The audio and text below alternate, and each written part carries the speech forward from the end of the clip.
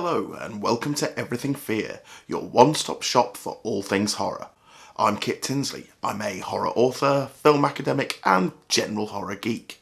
Today I'm going to be doing a spoiler-free review of the new movie The Conjuring, The Devil Made Me Do It, the third entry in the Conjuring series.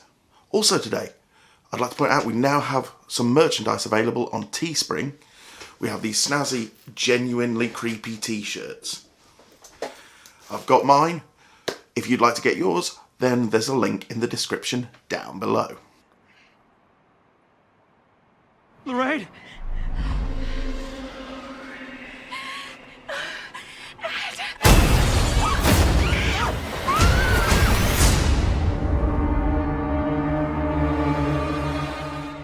The Conjuring, The Devil Made Me Do It continues with the series' adaptation of case files of Ed and Lorraine Warren, the famous demonologists. This movie focuses on the case of Arnie Johnson, a young man who was accused of murdering his landlord, who used demonic possession as an attempt at a defence in court. In the film, Johnson's girlfriend, her younger brother, is possessed by a demon, and the Warrens are there to help try and get rid of this demon. Arnie demands that the demon leave the boy alone and take him instead. This is where the film begins. He then kills his landlord and gets arrested and goes to court and uses the defence of demonic possession. It's up to Ed and Lorraine to prove that he was possessed. So what follows is essentially a supernatural crime thriller with Ed and Lorraine playing detective and trying to prove this young man's innocence. What did I like about this movie? Well, firstly, it was nice that the series decided to go in a slightly different direction.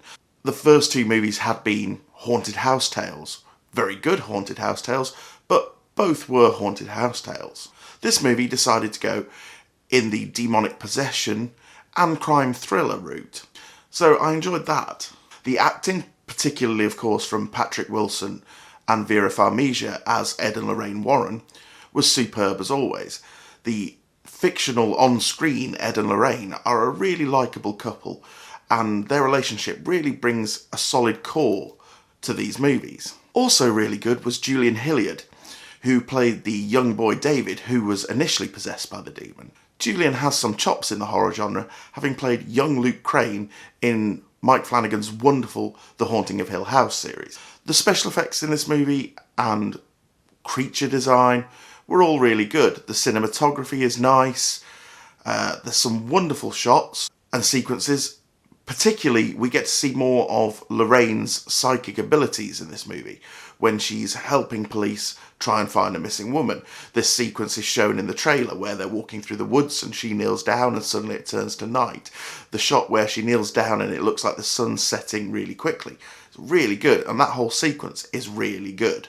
Another good thing about this movie compared to the first two movies is that it felt like in the first two movies there were elements added in purely for the sake of making spin-off movies, like Annabelle in the first movie, and Valak the Nun, and The Crooked Man, which is still yet to appear.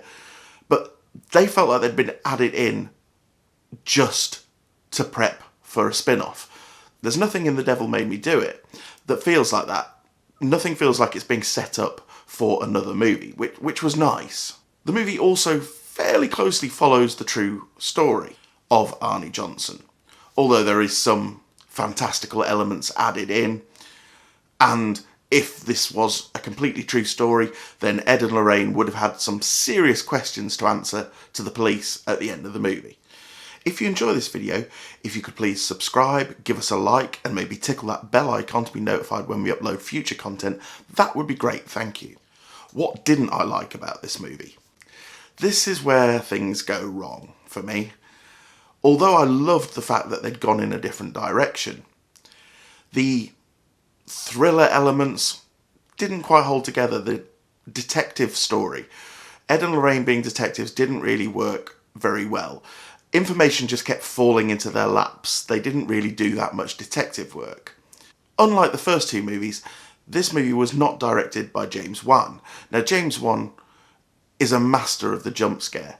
absolute master in the Insidious movies and the first two Conjuring movies. This movie was directed by Michael Chavez, who had previously directed The Curse of La Llorona, which for me was the weak point of the Conjuring spin-off movies. It was very generic. Well made, but very generic. And the jump scares in The Devil Made Me Do It don't work as well as in the previous movies. In fact, it got to the point where it felt like they were just being thrown in for the sake of it, and where they were all so repetitive and by the book that I was actually sat there timing the jump scares. It was like things have gone silent or something stood still. You count 4 seconds and you know either there's going to be a loud noise or something's going to move very quickly. So this became a little annoying. Also, somehow, the middle section of this film seemed to drag really badly, and yet the ending felt really rushed.